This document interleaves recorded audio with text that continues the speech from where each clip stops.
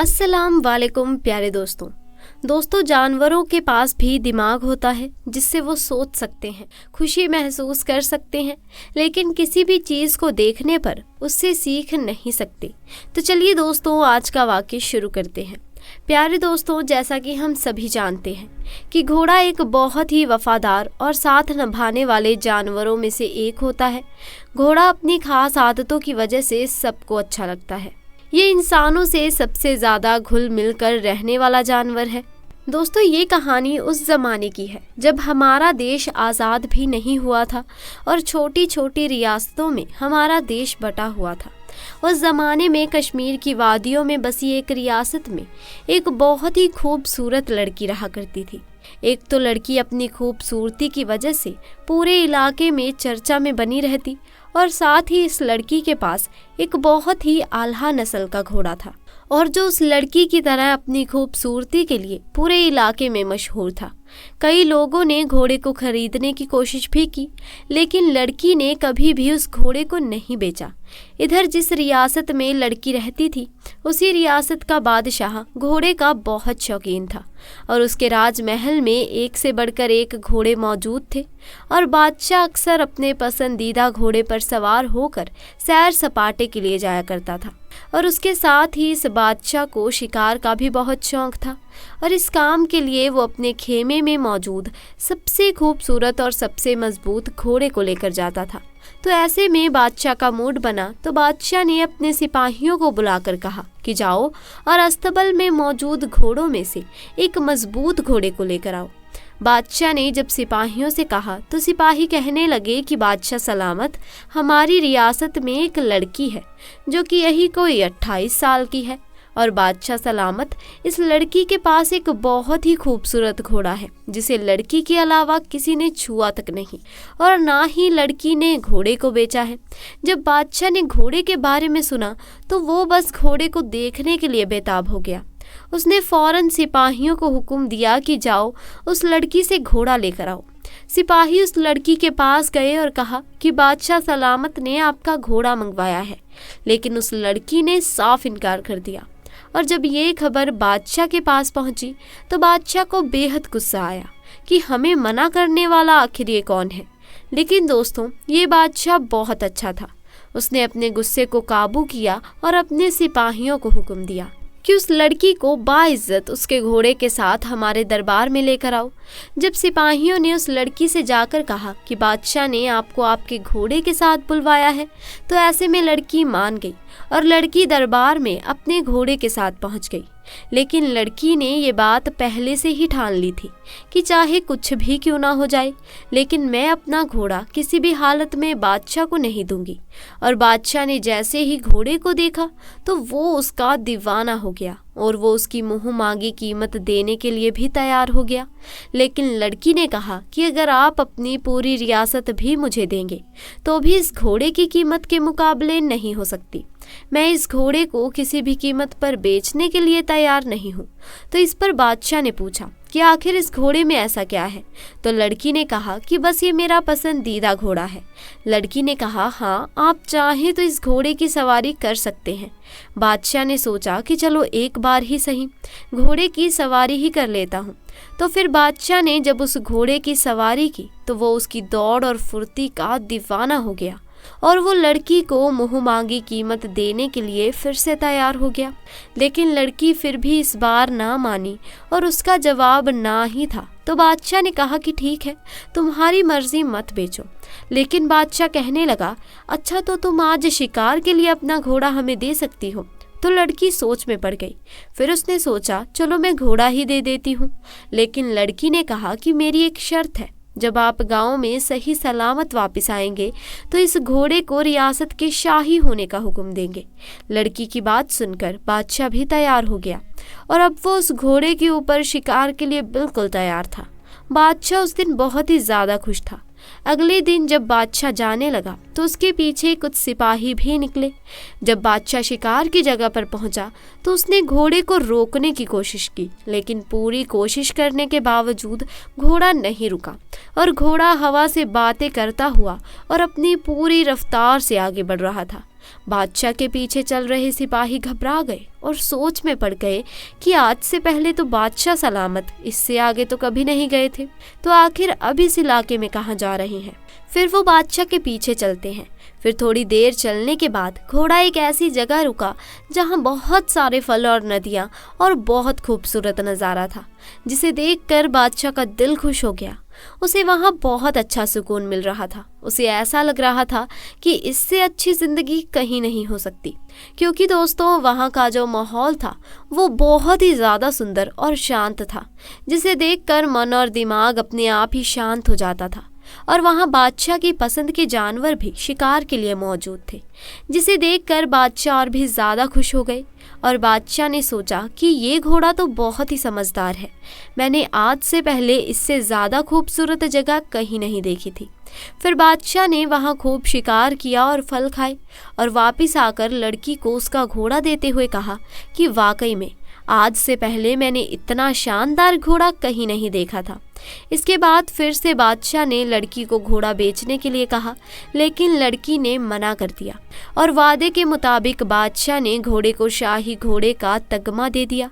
लेकिन अभी भी बादशाह के दिमाग में ये बात थी कि आखिर लड़की को घोड़े के साथ इतना लगाव क्यों है। और जहाँ लड़की और घोड़े की तारीफ हो रही थी और जो लोग बादशाह और लड़की से हसरत करते थे, उन्होंने गलत अफवाहें फैलानी शुरू कर दी कि इस लड़की के घोड़े के साथ नाजायज़ ताल्लुक़ है। और कई बार हमने खुद लड़की को घोड़े के साथ पहली सुबह जंगल में जाते देखा है। और जब ये बात बादशाह के कानों तक पहुंची तो बादशाह के कुछ जासूसों को लड़की के पीछे लगा दिया गया। फिर जासूसों ने भी लड़की को सुबह घोड़े पर सवार होकर जाते हुए देखा, तो उन लोगों ने कहा, जी हाँ बादशाह सलामत, रोज़ सुबह उस घोड़े के साथ वो लड़की जंगल में जाती है। और सिपाहियों ने बताया कि जब वो आती है तो उसके पास कुछ फल या फिर शिकार किया हुआ जानवर होता है। ये सब सुनकर बादशाह समझ नहीं पा रहा था कि आखिर असल मामला क्या है।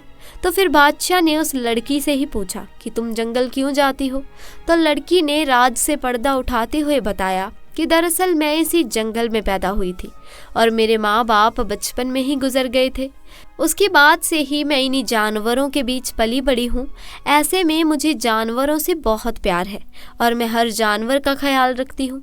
इसी दौरान जंगल से गुजरते हुए एक बुजुर्ग मुझे ये घोड़ा देकर चले गए और उन्होंने मुझसे कहा कि तुम इस घोड़े का ख्याल रखना और ये तुम्हारा ख्याल रखेगा। उसके बाद लड़की ने बताया कि मैं इस घोड़े से इतना प्यार करती थी, इसका इतना ख्याल रखती थी जितना कि बाकी जानवरों से नहीं करती थी। और जैसे जैसे घोड़ा बड़ा होता चला गया तो ये मेरा ख्याल रखने लगा और हमेशा की तरह ये मुझे ऐसी जगह लेकर जाने लगा जहाँ से मैं कभी गुजरी नहीं थी और वो जगह इससे पहले मैंने कहीं नहीं देखी थी। और वहीं से मैं फलों की टोकरी या शिकार किया हुआ जानवर लेकर आती हूँ और उसको बेचकर अपना गुजारा करती हूँ।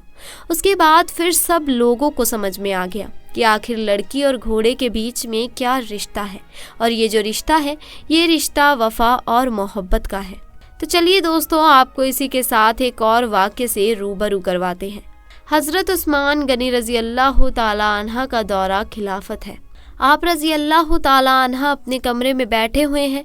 एक बंदा आपके कमरे में आता है और आकर कहता है कि ए अमीनुल मोमिनी हज़रत उस्मान रज़ी अल्लाह ताला अन्हा, एक बहुत बड़ा हादसा हो गया है। हज़रत उस्मान रज़ी अल्लाह ताला अन्हा ने पूछा, क्या हादसा हो गया है?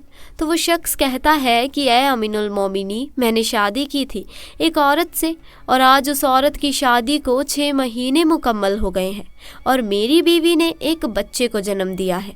अब आपसे मेरी एक दरख्वास्त है कि मेरी शादी को तो अभी 6 महीने ही हुए थे और ये बच्चा कैसे पैदा हो सकता है।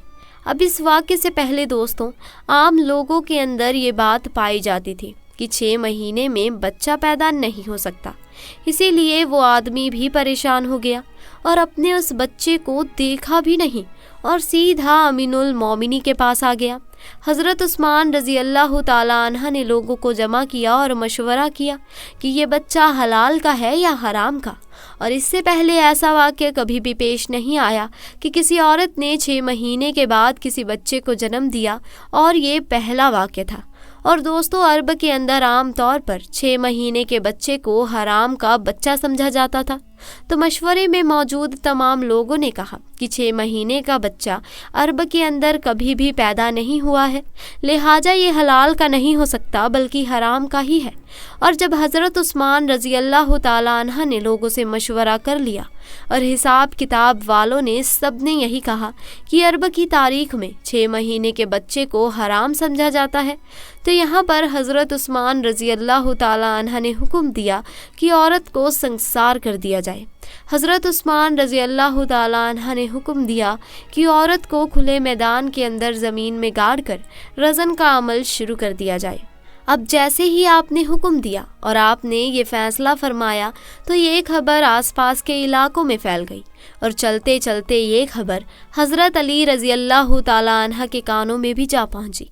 अब हज़रत अली उस मैदान की बजाय जहां उस औरत को संसार किया जाना था वहां पर ना जाते हुए सीधा हज़रत उस्मान रज़ी अल्लाह ताला अन्हा के पास जा पहुँचे और सलाम करने के बाद अमीनुल मोमिनी से पूछा कि उस्मान, क्या आपने ये हुक्म दिया है कि उस औरत को रज़न किया जाए जिसने 6 महीने का बच्चा पैदा किया है?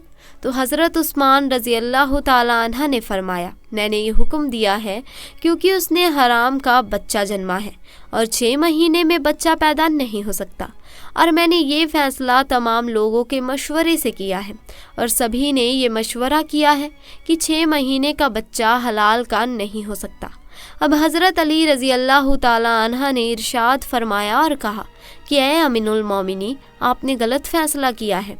हज़रत उस्मान रज़ी अल्लाह ताला अन्हा ने फरमाया कि मैंने अपना हिसाब और किताब लगाया है कि 6 महीने का बच्चा हलाल का नहीं हो सकता। तो यहाँ पर हज़रत अली ने फरमाया कि उस्मान, 6 महीने का बच्चा तो कुरान से साबित है। अब हज़रत उस्मान रज़ी अल्लाह ताला अन्हा ये सुनकर परेशान हो गए कि कुरान से कैसे साबित है। फिर हज़रत उस्मान रज़ी अल्लाह ताला अन्हा ने कहा कि अच्छा, ये तो 2.5 साल बनते हैं, अब इसमें से 6 महीने का बच्चा कैसे निकलेगा? तो हज़रत अली ने फरमाया कि दूसरी आयत पढ़ो। अल्लाह फरमाता है कि 2 साल दूध पिलाने के 30 महीनों में से 2 साल निकालो, और जब आप 24 महीने निकालोगे तो पीछे 6 महीने बचेंगे। तो हज़रत उस्मान रज़ी अल्लाह ताला अन्हा फरमाने लगे कि ए अली, बात तो तुमने बिल्कुल ठीक कही है। हज़रत अली रज़ी अल्लाह ताला अन्हा ने फरमाया, क़यामत तक अगर किसी औरत का 6 महीने का बच्चा बिस्तर पर पैदा हुआ है तो उसे हलाल समझा जाएगा, हराम नहीं, क्योंकि ये कुरान की आयत के मुताबिक है। और सारी दुनिया झूठी हो सकती है लेकिन कुरान पाक की बात कभी भी झूठी नहीं हो सकती। हज़रत उस्मान रज़ी अल्लाह ताला अन्हा ने फ़ौरन सिपाहियों को दौड़ाया। अल्लाह ना करे कि उस औरत को संसार कर दिया जाए तो क़यामत के दिन मैं उस्मान को क्या बोलूँगा। हज़रत उस्मान रज़ी अल्लाह ताला अन्हा रोने लगे और आपकी चीख निकल गई और आप अपने आप से फरमाने लगे, कल क़यामत के दिन अल्लाह को तो क्या जवाब देगा। और आपने सिपाहियों से फरमाया कि जल्दी जाइए, उस औरत को बचाइए। हज़रत अली रज़ी अल्लाह ताला अन्हा भी वहाँ से निकले और वो सिपाही भी निकले। अल्लाह का करम ऐसा हुआ कि उस औरत को ज़मीन में गाड़ दिया गया और उसका सिर्फ चेहरा ही बाहर था और उसकी बहन उसे आखिरी मुलाकात करने आई हुई थी और ज़ारो कथा रो रही थी और उससे बातें कर रही थी। अब सिपाही भी वहाँ पहुँच गए, हज़रत अली भी वहाँ पहुँच गए। उस वक्त वहाँ पहुँचते ही हज़रत उस्मान रज़ी अल्लाह ताला अन्हा ने उस रज़न को रोकने का हुक्म दिया। उस वक्त उस ज़मीन में गड़ी हुई औरत ने अपनी बहन से एक बात कही कि ऐ मेरी बहन, मत रो और ना ये गम कर, और कहने लगी कि उस्मान रज़ी अल्लाह ताला अन्हा के हुक्म से मुझे रज़न तो किया जा रहा है, लेकिन मैं अल्लाह की कसम खाकर कहती हूँ कि जिन्नाह तो बहुत दूर की बात है, खुदा की कसम मुझे किसी गैर महरूम ने छुआ तक नहीं।